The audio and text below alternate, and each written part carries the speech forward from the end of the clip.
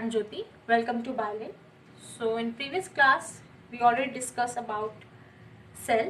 हमने last class में cell के बारे में पढ़ लिया था, सेल को किसने डिस्कवर किया इस बारे में भी. एंड ऑर्गेनिज्म दो टाइप के होते हैं, यूनिसेलुलर एंड मल्टी सेलुलर. और लास्ट सेशन में मैंने बताया था कि किस तरीके से जो है इसको क्लासीफाई किया गया. ऑर्गेनिज्म में हमने पढ़ा था कि भाई ऑर्गेनिज्म जो है आर टू टाइप,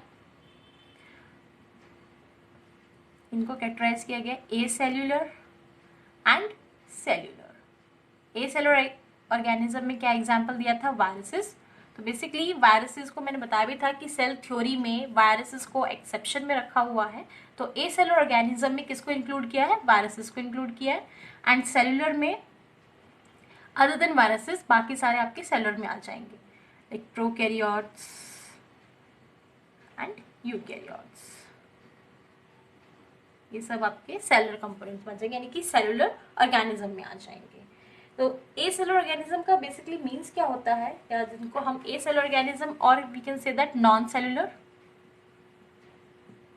और इसे हम नॉन सेलुलर भी कह सकते हैं. तो नॉन सेलुलर ऑर्गेनिज्म का मीन्स क्या होता है, these are those organisms that do not contain any cell in their body organization, which means इनकी बॉडी ऑर्गेनाइजेशन में कोई भी सेल कंपोनेंट नहीं होता है, इसलिए हम इनको ए सेलुलर या नॉन सेलुलर ऑर्गेनिज्म कहते हैं, जिसमें हमारे वायरसेस आते हैं.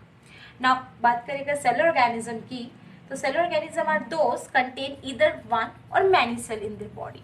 ओके, तो वो अब इनकी बॉडी में एक या एक से ज़्यादा सेल्स हो. तो हम अगर सही से बोले तो सेलुलर में आपका आएगा यूनिसेलुलर ऑर्गेनिज्म, जितने भी यूनिसेलुलर ऑर्गेनिज्म है, and multicellular organism, both are included in it. Okay, तो unicellular organism and multicellular organism दोनों इसके अंदर इंक्लूड है. फिर आगे जो है सेलुलर ऑर्गेनाइजेशन में हमने इसमें आगे पढ़ा था प्रोकैरियोट्स के बारे में. तो यहीं से ही हम पढ़ने वाले हैं प्रोकैरियोट्स. तो प्रोकैरियोट्स जो है वो सेलुलर ऑर्गेनिज्म में ही आते हैं. ना प्रोकैरियोट्स का मीन्स क्या होता है, ये जो वर्ड है प्रोकैरियोट्स, दो वर्ड से मिलकर बना हुआ है, pro and karyon. Pro means होता है बिफोर, और we can say that primitive, and karyon means होता है न्यूक्लियस. तो प्रोकैरियोट्स का मीन्स क्या है, प्रोकैरियोट्स का मतलब क्या होता है, these are organism have primitive and incomplete cell. तो प्रोकैरियोट्स के अंदर ऐसे ऑर्गेनिज्म को रखा गया है जो प्रिमिटिव है. प्रिमिटिव मीन्स जो ओल्ड है, you can say that old है जो, प्लस इनकम्प्लीट, इनके जो सेल है वो भी इनकम्प्लीट है इनके अंदर. तो प्रोकैरियोट्स का मतलब ये है. इसको हम थोड़ा सा और समझ लेते हैं, प्रिमिटिव या ओल्ड का मीन्स क्या है. जैसे सपोज कोई भी चीज़ अगर लॉन्च होती है तो उसके से फर्स्ट जनरेशन आती है. अगर हम मोबाइल का एग्जांपल लेंगे तो जैसे फर्स्ट मोबाइल जो आया था, ठीक है, तो उसकी फर्स्ट जनरेशन और सेकेंड जनरेशन की हम बात कर लेते हैं. तो जब स्टार्टिंग में मोबाइल्स आए थे वो इतने एडवांस नहीं थे, वो लेस एडवांस थे, कीपैड वाले थे. अब हमारे पास ये जो अभी न्यू मोबाइल आ रहे हैं, ठीक है, न्यू फोन्स जो हैं, तो उनमें काफ़ी ज़्यादा टेक्नोलॉजी है, वो टच में हो चुके हैं और काफ़ी एडवांस हो चुके हैं. तो बिल्कुल इसी तरीके से जो प्रोकैरियोट्स हैं उनके अंदर ऐसे ऑर्गेनिज्म आते हैं जो लेस एडवांस है, मीन्स ओल्ड है, इनके पास इनकम्प्लीट सेल है, प्लस इनका जो न्यूक्लियस होता है वो वेल डिफाइंड नहीं होता है, और एज कम्पेयर टू यूकैरियोट्स. तो हम कह सकते हैं यूकैरियोट्स के अंदर ऐसे ऑर्गेनिज्म आते हैं जो मोर एडवांस है, एंड प्रोकैरियोट्स के अंदर ऐसे ऑर्गेनिज्म को रखा गया है जो लेस एडवांस है, जो ओल्ड है. तो बिफोर वर्ड का मतलब ये कि भाई जो फर्स्ट जनरेशन भी पहले आए थे, तो इसी वजह से इनमें बहुत सी चीज़ें नहीं है, मतलब वो इतने एडवांस नहीं है. तो प्रोकैरियोट्स को हम अब कैसे ऑर्गेनिज्म, कौन कौन से ऑर्गेनिज्म है जिनको प्रोकैरियोट्स में रखा गया है, किस बेसिस पे रखा गया है, किस बेसिस पे हमने क्लासीफाई किया है कि अच्छा ये ऑर्गेनिज्म प्रोकैरियोट्स के अंदर इंक्लूड होंगे और ये ऑर्गेनिज्म यूकैरियोट्स में. तो कुछ कैरेक्टरिस्टिक्स है इसकी. ओके, जब साइंटिस्ट प्रोकैरियोट्स के बारे में स्टडी कर रहे थे तो उन्होंने देखा, और उन्होंने क्या फाइंड आउट किया कि 5 × 10⁻³ मोर देन, इनसे भी ज़्यादा प्रोकैरियोट्स अर्थ में प्रेजेंट है. उन्होंने बोला कि अर्थ में 5 × 10⁻³ से भी ज़्यादा प्रोकैरियोट्स जो हैं वो अर्थ में प्रेजेंट हैं, हमें मिल सकते हैं. और प्रोकैरियोट्स की खासियत है बहुत ज़्यादा, इन्हें स्पेशल और डाइवर्स ऑर्गेनिज्म बोला गया है. क्योंकि ये किसी भी कंडीशन में सर्वाइव कर सकते हैं, कितनी भी हार्श कंडीशन मिले ये उसमें सर्वाइव कर जाएंगे। तो कुछ कैरेक्टरिस्टिक्स हम देख लेते हैं कि किस बेसिस पे हमने ऑर्गेनिज्म को क्लासीफाई किया कि that these are under in prokaryotes and eukaryotes. तो सबसे पहली बात प्रोकैरियोट्स स्पेशलिटी। तो प्रोकैरियोट्स में फर्स्ट जो इनके सेल होते हैं, generally size of cell is small. तो size of a cell is small, कितना, 1 से लेके 10 नैनोमीटर। इतने साइज रेंज में जो भी ऑर्गेनिज्म होंगे उन्हें हम प्रोकैरियोट्स बोलेंगे। तो जो प्रोकैरियोट्स होते हैं उनके सेल का साइज बहुत छोटा होता है, काफी स्मॉल होता है, 1 × 10⁻10 नैनोमीटर। नाउ न्यूक्लियस की बात करते हैं। तो न्यूक्लियस इज एब्सेंट। प्रोकैरियोट्स में जो है न्यूक्लियस एब्सेंट होता है, इसका मीन्स है M स्टैंड्स फॉर नैनोमीटर।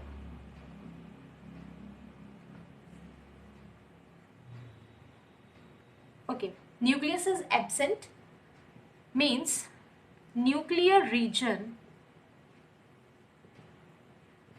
और nucleoid is not surrounded by a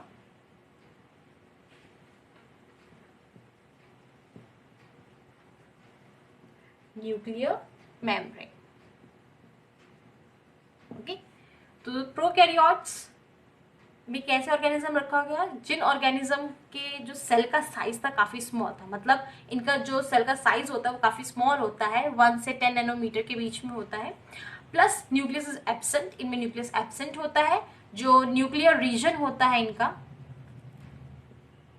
nuclear region और nucleoid is not surrounded by a nuclear membrane. तो जो न्यूक्लियर रीजन है या न्यूक्लियोइड जिसको हम बोलते हैं वो किसी मेम्ब्रेन से सराउंड नहीं होता। इस पॉइंट को हम थोड़ा सा और देख लेते हैं। Suppose this is a cell, ये सेल की आउटर मेम्ब्रेन हो गई, this is a cell membrane, जिसको हम प्लाज्मा मेम्ब्रेन भी बोलते हैं, so called plasma membrane. Here is a nucleus. Okay, तो प्रोकैरियोट्स में क्या होता है, इस तरीके से, suppose this is a nucleus. Okay, लेकिन प्रोकैरियोट्स के न्यूक्लियस और यूकैरियोट के न्यूक्लियस में डिफरेंस है, बिकॉज प्रोकैरियोट के न्यूक्लियस में आपने देखा, मैंने यहाँ पे कोई साइड में मेम्ब्रेन नहीं बनाई है, it is not surrounded by membrane, and that's why इसको हम न्यूक्लियस ना कह के क्या बोलते हैं, न्यूक्लियोइड। This is nucleoid. तो प्रोकैरियोट्स के अंदर क्या होता है, न्यूक्लियोइड होता है।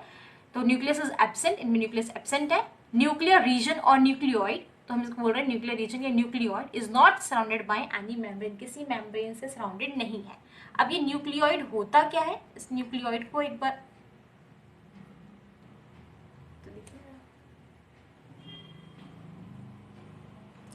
तो न्यूक्लियोइड होता क्या है, the region of the cell where genetic material is present. तो न्यूक्लियोइड क्या है, वो रीजन सेल का जहाँ पे जेनेटिक मटेरियल प्रेजेंट होता है।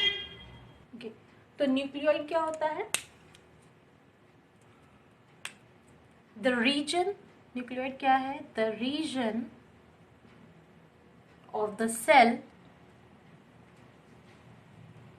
where genetic material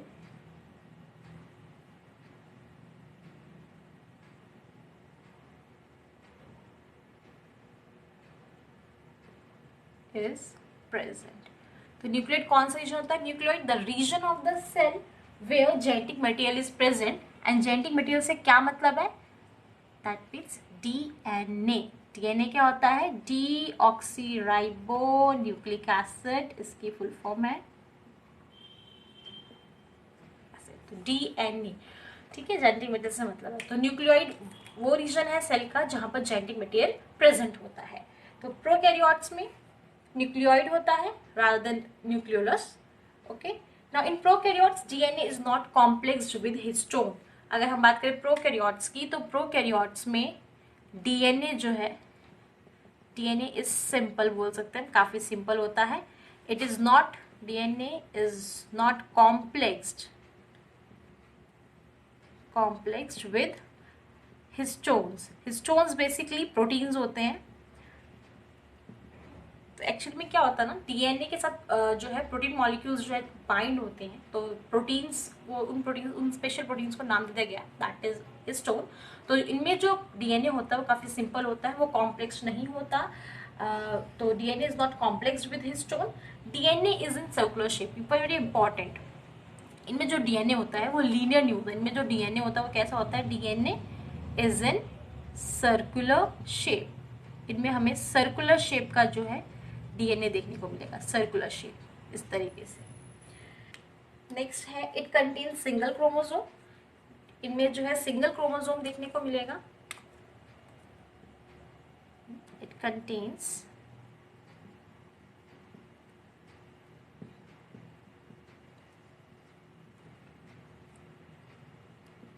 single chromosomes. Same वही आप बोल सकते हो, nucleolus is absent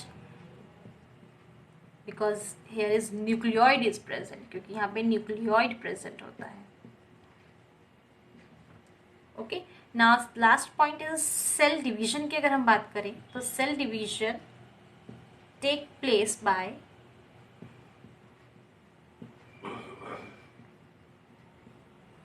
binary fusion और बडिंग।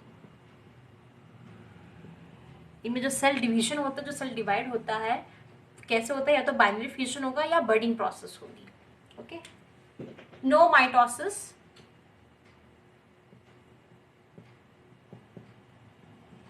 इनमें जो है माइटोसिस नहीं होता है, माइटोसिस मियोसिस ये सब चीजें नहीं होती इनके अंदर। तो एक बार अब ये माइटोसिस होता क्या है या मियोसिस क्या होता है, इसको एक बार मैं एक्सप्लेन कर देती हूँ। ओके, माइटोसिस क्या है एंड मियोसिस क्या है। तो माइटोसिस ये एक तरीके से सेल डिवीजन ही होता है, लेकिन ये जो डिवीजन है ये किस में होता है, take place in somatic cells. तो माइटोसिस जो है, this type of division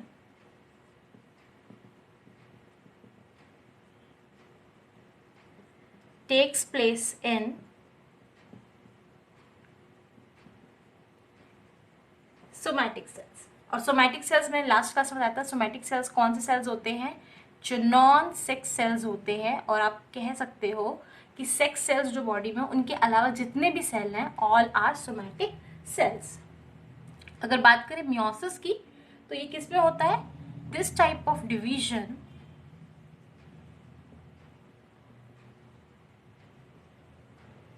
takes place in gametic cells. ये गैमेटिक सेल्स में होता है, यानी कि ये सेक्स सेल्स में होता है। तो यानी कि सेक्स सेल्स में किस टाइप का डिवीजन होता है सेल का, दैट इज अ मियोसिस। और जो हमारे सोमैटिक सेल्स हैं और नॉन सेक्स सेल्स हैं, उनमें क्या होता है, माइटोसिस होता है।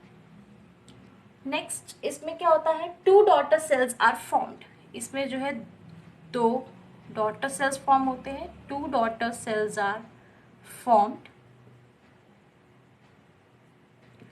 अगर बात करें मियोसिस की, तो मियोसिस में 4 डॉटर सेल्स बनते हैं, 4 daughter cells are formed.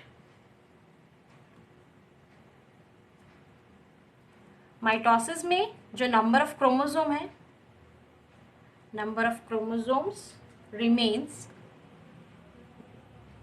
Diploid, यानी कि नंबर ऑफ क्रोमोसोम जो है वो डिप्लॉयड होते हैं, रिमेन्स डिप्लॉयड इन डॉटर सेल। इस पॉइंट को मैं भी क्लियर करती हूँ, डिप्लॉयड का क्या मतलब है इन डॉटर सेल्स। और बात करें अगर हम मियोसिस की, तो इसमें नंबर ऑफ क्रोमोसोम क्या होते हैं, number of chromosomes becomes haploid. Meiosis में जो नंबर ऑफ क्रोमोसोम है वो क्या हो जाते हैं, हैप्लॉइड हो जाते हैं, यानी कि हाफ हो जाते हैं इन डॉटर सेल्स।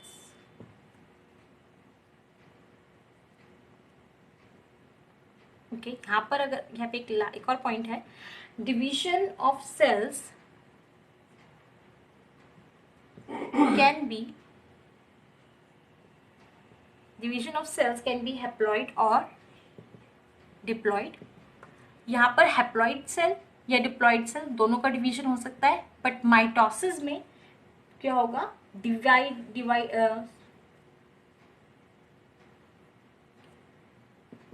बट माइटोसिस में क्या होगा, डिवाइडिंग सेल्स, जो सेल्स डिवाइड कर रहे हैं वो डिप्लॉयड होंगे।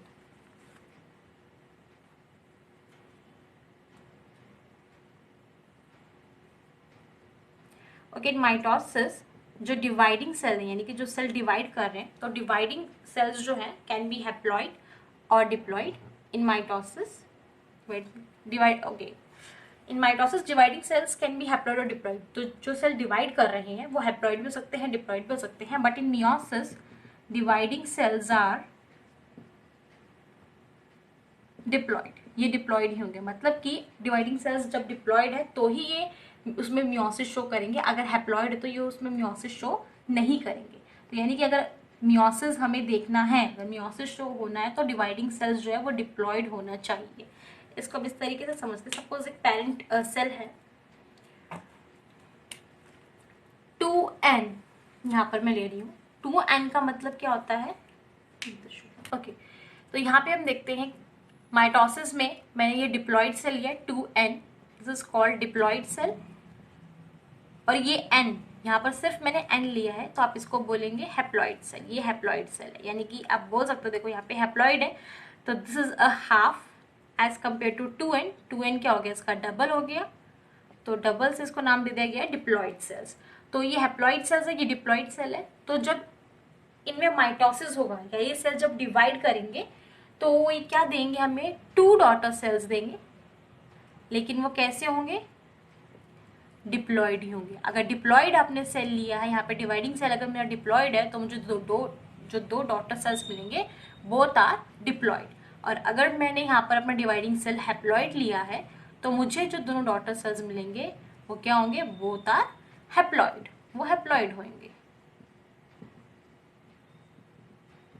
But in case of meiosis, meiosis के केस में क्या होगा, मियोसिस के केस में मैंने क्या लिया है, अपना एक डिप्लॉयड सेल लिया है। मैंने बताया कि मियोसिस हमारा होगा उसी में ही शो होगा जहाँ पर डिप्लॉयड सेल्स हैं, डिप्लॉयड सेल्स में ही जो है मियोसिस शो होगा। तो जब ये सेल डिवाइड करेगा तो ये 4 सेल्स देगा, वो भी कैसे, 4 डॉटर सेल्स देगा, वो भी कैसे, हैप्लॉयड। मीन्स इनका अगर हम बात करें तो ये पेरेंट सेल, अगर suppose is a parent cell, तो ये कैसा था, ये डिप्लॉयड था, लेकिन यहाँ से हमें कैसे सेल्स मिल रहे हैं, हैप्लॉयड सेल्स मिल रहे हैं, और भी कितने, 4। तो इट गिव्स 4 हैप्लॉयड सेल्स। तो यहाँ पे हमें 4 हैप्लॉयड सेल्स देखने को मिलेंगे। और इन केस ऑफ माइटोसिस क्या हो रहा था, माइटोसिस में dividing cell it can be 2n और n, मीन्स वो डिप्लॉयड सेल भी हो सकते हैं और हैप्लॉयड सेल भी हो सकते हैं। लेकिन मियोसिस में कंडीशन दे दी गई सिर्फ डिप्लॉयड सेल ही होने चाहिए। माइटोसिस में डिप्लॉयड सेल अगर ये डिवाइड करते हैं तो ये 2 डॉटर डिप्लॉयड सेल्स देंगे। और अगर इनकेस अगर हमने यहाँ पे हैप्लॉयड सेल लिया है तो हैप्लॉयड सेल में जब जो हैप्लॉयड सेल है जब ये डिवाइड होगा तो ये 2 हैप्लॉयड सेल्स देगा, 2 डॉटर हैप्लॉयड सेल्स। और in meiosis we get 4 haploid cells. Mitosis में अगर हम बात करें माइटोसिस की, तो माइटोसिस बहुत जरूरी है, it is necessary, mitosis is necessary, it is necessary for growth and repair. किसी भी ऑर्गेनिज्म में माइटोसिस बहुत जरूरी होता है ग्रोथ के लिए, उसके रिपेयर के लिए। और अगर हम बात करें मियोसिस की, it is necessary for sexual reproduction. Meiosis किस लिए जरूरी होता है, सेक्सुअल रिप्रोडक्शन के लिए बहुत जरूरी होता है, क्योंकि मियोसिस बेसिकली हो किस में रहा है, हमारे गैमेटिक सेल्स में हो रहा है ना, सेक्स सेल्स में हो रहा है। लेकिन माइटोसिस की बात करें तो किस में हो रहा है, हमारे सोमैटिक सेल्स में, मीन्स नॉन सेक्स सेल्स में हो रहा है। माइटोसिस में crossing over does not take place, mitosis में कोई भी क्रॉसिंग ओवर नहीं होता क्रोमोसोम का, that means no transfer of genetic material, कोई एक्सचेंज नहीं होता है जेनेटिक मटेरियल का। बट इन मियोसिस की बात करें तो crossing over take place, meiosis में क्रॉसिंग ओवर होता है और जो जेनेटिक मटेरियल उसका एक्सचेंज भी होता है। बट हम यहाँ पे बात करते हैं प्रोकैरियोट्स की, तो प्रोकैरियोट्स में सेल डिवीजन होता है फिशन और बडिंग के थ्रू एंड नो माइटोसिस, इनके अंदर कोई माइटोसिस हमें देखने को नहीं मिला है। बट अगर हम बात करते हैं यूकैरियोटिक सेल्स की, तो यूकैरियोटिक सेल्स में ये दोनों प्रोसेस आपको देखने को मिलेगी, माइटोसिस भी एंड मियोसिस भी। तो प्रोकैरियोट्स के हम एग्जांपल्स देख लेते हैं। तो हमने प्रोकैरियोट्स के बारे में कैरेक्टरिस्टिक्स पढ़ ली कि भाई प्रोकैरियोट्स के अंदर कैसे सेल्स आते हैं, विच आर सिंपल सेल। तो सिंपल सेल्स होते हैं ये, नो वेल डिफाइंड न्यूक्लियस, इनका वेल डिफाइंड न्यूक्लियस नहीं होता। इनके न्यूक्लियस में जो न्यूक्लियोलस है, प्रोकैरियोट्स में न्यूक्लियोलस को क्या बोला जाता है, न्यूक्लियोइड बोला जाता है। जेनेटिक मटेरियल जो है इनका बेसिकली नेकेड होता है, means it is not enveloped by a nuclear membrane. It is found in most diverse habitat, ये बहुत ज़्यादा मोस्ट डाइवर्स हैबिटाट में और एक्सट्रीम कंडीशन में मिल जाएंगे, यानी कि बहुत अगर बहुत ज़्यादा हॉट जगह हो यानी बहुत ज़्यादा गर्म जगह हो ये वहाँ पर ही मिल जाएंगे जहाँ पे काफ़ी टेम्परेचर हाई होता है, ठीक है। और ये बहुत ही लो फ्रीजिंग टेम्परेचर में भी सर्वाइव कर जाते हैं। ये प्रोकैरियोट्स की स्पेशलिटी है, ये हर जगह ऐसी बेकार से बेकार डाइवर्स कंडीशन में भी सर्वाइव कर सकते हैं। डीएनए इनका कॉम्प्लेक्स नहीं होता, DNA is not complex with histone. DNA इनका सर्कुलर शेप होता है। No membrane bound organelles, very very important point, prokaryotes में no membrane bound organelles, no membrane bound organelles. अब ये ऑर्गेनेलीज होता क्या है इसको देख लेते हैं। No membrane organelles, okay. No membrane bound organelles, prokaryotes में जो है मेम्ब्रेन बाउंड ऑर्गेनेलीज नहीं है। इट मीन्स इनकी जो ऑर्गेनेलीज होती है वो किसी भी मेम्ब्रेन से कवर्ड नहीं होती है, उनके चारों तरफ कोई भी मेम्ब्रेन नहीं होती है, विदाउट मेम्ब्रेन इनकी ऑर्गेनेलीज प्रेजेंट होती है। अब यहाँ पर एक चीज, ये हमारा एक सेल का बेसिक डायग्राम है, ओके। कि मैंने कोई प्रॉपर ऐसा नहीं कि मैंने प्रोकैरियोटिक सेल लिया, मैं एक बेसिक आपको सेल का डायग्राम बता रही हूँ जिसमें हमारा सेल मेम्ब्रेन होती है, उसको हम प्लाज्मा मेम्ब्रेन भी बोलते हैं, ओके। ये outer membrane that is called nuclear membrane and इसके अंदर जो है न्यूक्लियोलस है, ठीक है। तो दिस इज न्यूक्लियस और ये हो गया हमारा सेल मेम्ब्रेन एंड ये जो आपको खाली स्पेस दिख रहा है this is a cytoplasm, okay, this is cytoplasm. Cell organelles क्या होती है, बहुत सारी ऑर्गेनेलीज जो होती हैं, जितनी भी हमारी सेल ऑर्गेनेलीज हैं वो कहाँ प्रेजेंट होती हैं, साइटोप्लाज्म में प्रेजेंट होती हैं।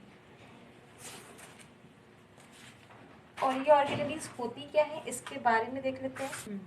तो नो मेम्ब्रेन बाउंड ऑर्गेनेलीज, तो ऑर्गेनेलीज होता क्या है बेसिकली, दिस इज सेल, ये सेल मेम्ब्रेन है, प्लाज्मा मेम्ब्रेन हो गया, इसको प्लाज्मा मेम्ब्रेन बोलते हैं। ये न्यूक्लियस है, यहाँ पे हमारा इसके अंदर न्यूक्लियोलस है, ये न्यूक्लियर मेम्ब्रेन एंड ये जो खाली स्पेस आपको दिखा that is called a cytoplasm.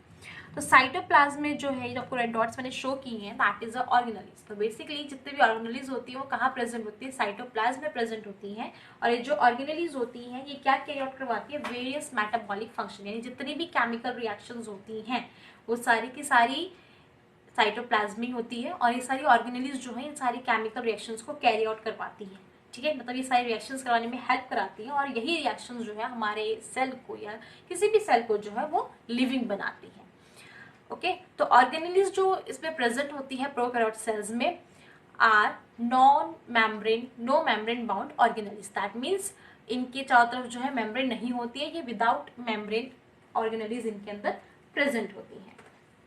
Last point है यहाँ पर राइबोसोम का, बात करते हैं हम राइबोसोम की। तो इनके अंदर जो राइबोसोम प्रेजेंट होता है दैट इज 70S राइबोसोम। तो प्रोकैरियोट्स के अंदर जो राइबोसोम है दैट इज 70S। इनका राइबोसोम जो है वो काफी स्मॉल होता है, they having small ribosomes as compare to eukaryotes. Eukaryotes में जो है अगर मैं बात करूँ यूकैरियोट्स की, तो इन यूकैरियोट्स इसमें जो है 80S राइबोसोम प्रेजेंट होता है। तो प्रोकैरियोट्स के अंदर जो है 70S राइबोसोम प्रेजेंट होता है एंड ये स्मॉल राइबोसोम होता है। इट कंटेन्स फ्यूअर कंपोनेंट, इनमें बहुत ही कम कंपोनेंट होते हैं राइबोसोम में as compare to eukaryotes. They having a 80S ribosome which is larger than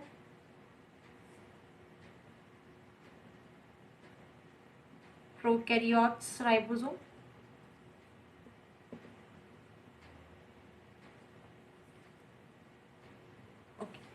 अब बात करते हैं ये राइबोसोम क्या है। तो ये राइबोसोम भी हमारी एक सेल ऑर्गेनेली है, यानी ये भी जो है साइटोप्लाज्म में प्रेजेंट होती है ये सेल ऑर्गेनेलीज। और इसका फंक्शन क्या होता है, इनका फंक्शन होता है प्रोटीन सिंथेसिस का बेसिकली।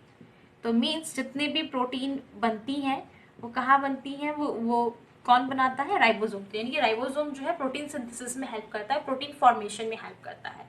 और प्रोकैरियोट्स के अंदर जो है 78 राइबोसोम प्रेजेंट होता है। ये स्मॉल राइबोसोम है, इसके अंदर जो कंपोनेंट्स होते हैं वो भी बहुत कम होते हैं as compare to prokaryotes. Prokaryote cells की बात करें तो इसमें हम किसको इंक्लूड करते हैं, तो बेसिकली जितने भी हमारे बैक्टीरिया होते हैं, mostly all bacteria are included in the prokaryotes. तो जितने भी प्रोकैरियोट्स हैं उनको, जितने भी बैक्टीरियाज हैं उनको प्रोकैरियोट्स में रखा गया है।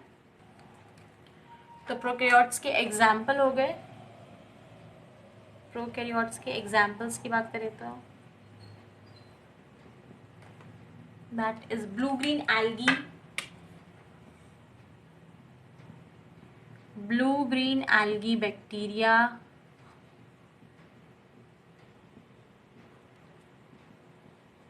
माइकोप्लाज्म, और मैंने लास्ट क्लास में बताया भी था फर्स्ट क्लास में कि mycoplasma is the smallest cell, and mycoplasma को हम एक और नाम से जानते हैं, it is also called PPLO, which means pleuropneumonia like organism।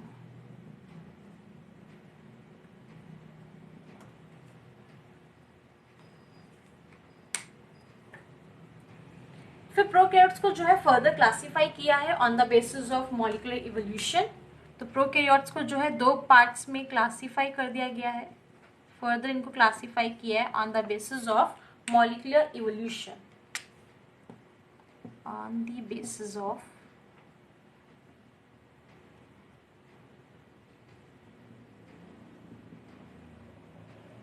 molecular evolution. It includes eubacteria and archaebacteria। तो आर्कीबैक्टीरिया, ये इनको हम एंशियंट भी बोलते हैं आर्कीबैक्टीरिया को, मतलब इसमें ऐसे बैक्टीरियाज आते हैं जो एंशियंट है, ओल्ड है, पुराने बैक्टीरियाज हैं। और यू बैक्टीरिया में जो है हम बोल सकते हैं वही जिनके अंदर थोड़े एडवांस फीचर है वो इंक्लूड हो जाते हैं यू बैक्टीरिया में। यहाँ पे मैंने डायग्राम बनाया हुआ है ताकि हम प्रोकैरियोट्स को थोड़ा और अच्छे से समझ पाए प्रोकैरियोट है क्या बेसिकली। तो आपको यहाँ पे डायग्राम में दिख रहा होगा। तो दोस्तों ये मैंने डायग्राम बनाया है प्रोकैरियोट्स का। ये हमने एक बेसिकली प्रोकैरियोट्स हमारे बैक्टीरिया इंक्लूड्स होते हैं, मोस्टली जितने बैक्टीरिया होते हैं वो हमारे प्रोकैरियोट्स में आते हैं। तो ये बैक्टीरिया आप देख रहे हो यहाँ पर, ये जो आपको थ्रेड लाइक स्ट्रक्चर देखने को मिल रहे हैं, this one, this is called flagellum, या आप इसको फ्लैजिला भी बोल सकते हो। दिस अ फ्लैजिला, ये हेल्प करता है बैक्टीरिया को किसमें, for locomotion. Locomotion means movement के लिए, इसको मूव करने में हेल्प करते हैं ये फ्लैजिला। उसके बाद हम देख रहे हैं यहाँ पे ये जो ब्लू रीजन से मैंने दिखाया, this is a cell wall, और ये जो रेड रीजन है that is a cell membrane, जिसको हम प्लाज्मा मेम्ब्रेन भी बोलते हैं। फिर यहाँ पर आपको ये ब्लैक कलर के इतने से कॉम्प्लेक्स स्ट्रक्चर जो दिख रहा है that is a chromosomal DNA. ये क्रोमोसोमल डीएनए है, is localized in the region called nucleoid. किस रीजन में है, न्यूक्लियोइड में। ये जो आपको ब्लू डॉट्स दिख रहे हैं this is a ribosome, and ये जो मैंने सर्कुलर रेड रीजन से बनाया है this is a circular DNA which is called plasmid. और ये जो सारी चीज़ें हैं ये किसे प्रेजेंट है, साइटोप्लाज्म। दैट मीन्स ये जो रेड पोर्शन से यहाँ पर ये जो रीजन है, आपको खाली ये जो सारा एम्प्टी रीजन दिख रहा है ना यहाँ पे, तो दिस इज अ साइटोप्लाज्म। तो ये सारी चीज़ें जो हमारा ये डीएनए है, राइबोसोम हो गया, ये जो प्लाज्मिड सर्कुलर डीएनए है, और ये जो क्रोमोसोमल डीएनए, ये सारे के सारे किस में प्रेजेंट है, साइटोप्लाज्म में प्रेजेंट है।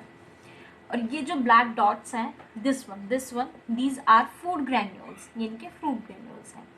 आप पिक्चर पे आपने देखो इसे ब्लैक कलर, जिससे मैंने इसे लंबे लंबे इस तरीके से स्ट्रक्चर्स बना रखे हैं, ऐसे थ्रेड लाइक स्ट्रक्चर्स, इनको बोलते हैं हम पिलाई, और फिम्ब्रे भी बोलते हैं। इनका क्या फंक्शन होता है, अब हम इन सब चीज़ों को पढ़ेंगे, इन सब चीज़ों का क्या क्या फंक्शन है। तो फ्लैजिलम का फंक्शन होता है फॉर लोकोमोशन एंड मूवमेंट, और बच्चे बहुत ज़्यादा कंफ्यूज रहते हैं, वो पिलाई का भी यही लगाते हैं कि ये लोकोमोशन के लिए होता है, बट नहीं, पिलाई और फिम्ब्रे भी बोल सकते हैं हम, इनके पास फिम्ब्रिये भी होते हैं। इन दोनों का फंक्शन क्या होता है, पिलाई या फिम्ब्रे का, ये स्मॉल थ्रेड स्ट्रक्चर्स हैं, इनका फंक्शन होता है for attachment, for attachment to the substrate. जब किसी बैक्टीरिया को किसी सबस्ट्रेट से अटैच होना होता है तो ये किसकी हेल्प लेते हैं, पिलाई। तो पिलाई की हेल्प से जो है किसी भी चीज़ पर जो है ये आसानी से अटैच हो जाते हैं। प्लस जेनेटिक डीएनए जो है इनका ट्रांसफर करने में, तो डीएनए मटेरियल को भी ट्रांसफर करने में जो है पिलाई हेल्प करता है। ओके, तो फिब्रिल जो हेल्प करता है for attachment to the substrate, तो बैक्टीरिया को जब किसी भी चीज़ से अटैच ना होता है तो ये फिलाए जो इसमें हेल्प करते हैं। ना बात करते हैं हम सेल वॉल की। तो बैक्टीरिया की सेल वॉल होती है, जैसे हमने प्लांट में भी आप सबने पढ़ी होगी सेल वॉल होती है। तो प्लांट में सेल वॉल किसकी बनी होती है? सेलुलोज की बनी होती है। लेकिन अगर हम बात करें बैक्टीरिया में, तो प्रोकैरियोटिक सेल्स में जो सेल वॉल होती है वो किसकी बनी होती है? मेनली पेप्टिडोग्लाइकेन की। तो cell wall is made up of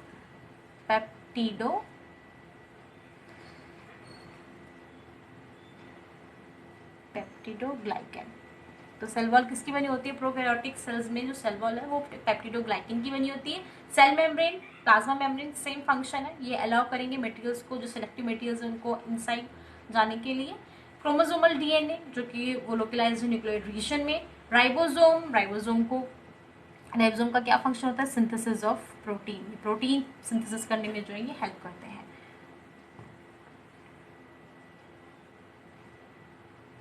synthesis of proteins, तो प्रोटीन्स कहाँ सिंथेसिस होती है? राइबोसोम्स में होती है। फ्लैजिलम का फंक्शन हमको पता चल ही गया, फ्लैजिला जो है फॉर मूवमेंट, और इसमें प्रेजेंट होता है प्लाज्मिक डीएनए। तो ये पूरा जो डायग्राम है पूरा था हमारा प्रोकैरियोटिक सेल का। प्रोकैरियोट्स जो होते हैं हमारे प्रोकैरियोट्स ऑर्गेनिज्म, इस तरीके से उनके अंदर हमें देखने को मिलेगा, ये सारी चीज़ें उनके अंदर पाई जाती हैं। तो basically the cell is generally surrounded by the cell wall. तो जो इनका जो प्रोकैरियोट्स का जो सेल होता है वो जनरली सराउंडेड होता है सेल वॉल से। तो the region of the cell with genetic material is present is called nucleoid. जहाँ पे रीजन जहाँ पर हमारा जेनेटिक मटेरियल प्रेजेंट होता है उसको हम न्यूक्लियोइड बोलते हैं। Chemical composition of prokaryotic cell wall is different from the cell wall of a plant cell. बिल्कुल केमिकल कंपोजिशन जो है हमारे प्रोकैरियोटिक सेल्स का बिल्कुल डिफरेंट होता है प्लांट सेल से, बिकॉज यहाँ पर जो सेल वॉल बनी हुई है किसकी बनी हुई है? पेप्टिडोग्लाइकेन की, और प्लांट में जो सेल वॉल होती है वो सेलुलोज की बनी हुई है। पहले बता चुके हैं डीएनए जो इनमें कॉम्प्लेक्स नहीं होता है, सिंपल डीएनए होता है प्लस सर्कुलर डीएनए होता है, कोई मेम्ब्रेन बॉन्ड ऑर्गेनेली नहीं है। That is it for today. If you like my video, please like, share and subscribe to my channel for more updates.